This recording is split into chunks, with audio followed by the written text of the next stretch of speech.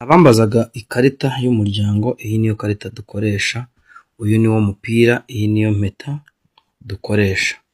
Ibi rero ku muntu wabiguze wigerera muri office.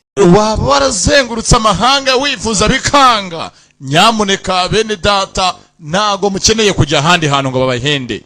Mugane umuvuzi gakondo uvura bigakunda, avura inyatsi, ababuza abagabo, ingo zidasobanutse, ukunda nta gukunda, muze abahuze.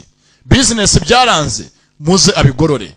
Baguterereje ihembe, vayo aritumure. Abafitiye imiti ivura indwara zikurikira: umuti w'amavangingo ku badamu, gutera akabariro, gukuza igitsina, kwikinisha, tuvura uburemba, ubugumba, tuvura amarozi, amategano, amahuherano, amaryano, dutanga umuti utuma uhurwa inzoga n'itabi. Si nibyo gusa, tubafitiye imiti ivura amibe, diabete, kanseri, tuvura indwara z'uruhu, izo mu nda, iz'ubuhumekero.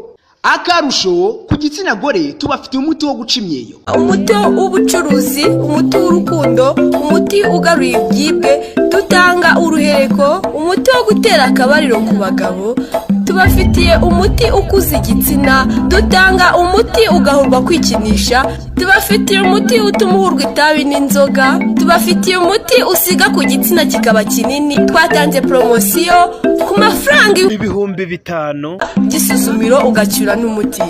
Nimero zacu 0793577995.